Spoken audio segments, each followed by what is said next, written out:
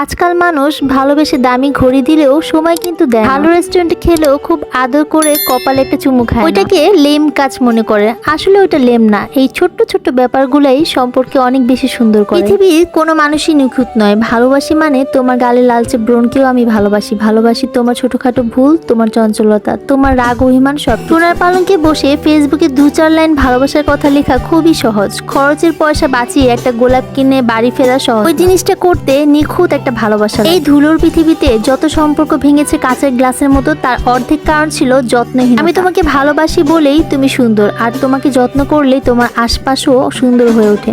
পুরুষের যত্নে প্রেম থাকলে নারীর পৃথিবী স্বর্গ হয়ে ওঠে। একজন নারীর সৌন্দর্য মূলত তার পুরুষের যত্নের সমান। হ্যালো এভরিওয়ান, আসসালামু আলাইকুম সবাইকে। কেমন আছো তোমার সবাই? আলহামদুলিল্লাহ ভালো আছে। আজকে সকাল সকাল উঠে এরকম করে আলু দিয়ে ভাজা ভাত খেয়েছি, আর এত টেস্টি ছিল। তোমরা এইভাবে করে কারা কারা আলু দিয়ে ভাজা ভাত খাও বলবে তো আমাকে। আজকে একটা ডিফারেন্ট আইটেম ট্রাই করবো, সেটা হচ্ছে কি মাছের ডিম। আমি কিন্তু মাছ তেমন একটা কাটতে পারি না, কিন্তু মাঝে মাঝে আম্মু আমাকে বলে একটু মাছ কেটে প্র্যাকটিস করতে। সো আমি একটু সেটাই করতেছিলাম, যেন মাছ কেটে প্র্যাকটিস করে। তো আমি দাঁড়িয়ে দাঁড়িয়ে মানে বেসিনে মাছ কাটা শুরু করে দিয়েছি। আঁশ ছুটিয়েছি সেই আঁশওয়ালা সেইটা দিয়ে, মানে ওটাকে কি বলে আমি জানি না। তারপর কেচি দিয়ে সাইডগুলো কেটে নিয়েছি, আর মাছটা কেটেছি অবশ্যই বটি দিয়ে। মাছ কাটার সাথে সাথে একটা ডিম বের হয়েছে। যাদের নাকি অনেক লক্ষ্মী মেয়ে হয়, মানে যারা নাকি অনেক লক্ষ্মী হয়, তাদের হাতেই নাকি মাছের মধ্যে ডিম আসে। অসাধারণ সত্যি কথা যে আমি আসলে একটা লক্ষ্মী একটা। ফেসবুকে কিন্তু এক আপুর রেসিপি দেখেছি মাছের ডিম কিভাবে রান্না করতে হয়, সো ওটাই ট্রাই করতেছিলাম। আমি প্রথমে হলুদ আর লবণ দিয়ে জাস্ট মাছের ডিমটাকে একটু হালকা সিদ্ধ করে নিচ্ছিলাম, কিন্তু পরে দিয়ে দেখেছি যে সিদ্ধই হয় নাই। গায়ে এটাকে একদম ঝুরঝুরে করতে চাইনি, কিন্তু এটা ঝুরঝুরে হয়ে গেছে। সো কিছু করার নেই, আমি আর ফার্স্ট ট্রাই করতেছি। তো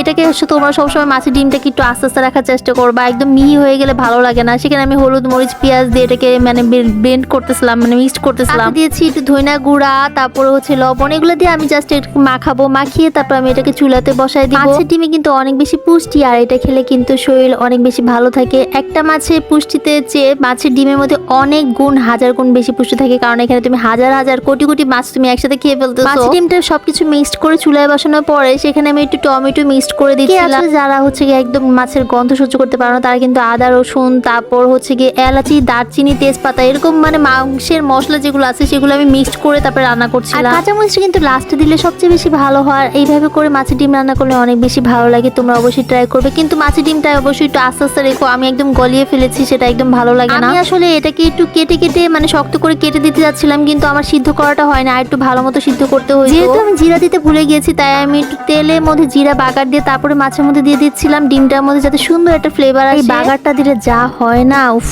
কি যে একটা ফ্লেভার আসতেছিল, খালি মনে হবে যে মাছের ডিমের মধ্যে চুপ দিয়ে। রান্নাটা যখন একদমই শেষ হয়ে যাবে, লাস্টে আমি একটু লেবু রস দিয়ে দিয়েছি, যাতে একটু টকটক লাগে, ঝাল ঝাল টকটক, সেই ইয়াম্মি। গরম ভাতের সাথে যখন মাছের ডিমটা মাখিয়ে মুখের মধ্যে দিচ্ছিলাম, জাস্ট ব্লাস্ট হচ্ছিল গাইস, সেই লেভেলের মজা হয়েছিল। তোমরা অবশ্যই বাসায় ট্রাই করবা। এইভাবে করে মাছের ডিম রান্না করলে খেতে কিন্তু অমৃত লাগে। কেউ তেমন একটা খেতেই চায় না। আজকের মাছের ডিম রান্না করা দেখে মানে সবাই একদম চেটেপুটি প্লেট খেয়েছে, পারলে প্লেটটাই খেয়ে ফেলে। Tata, thanks for watching.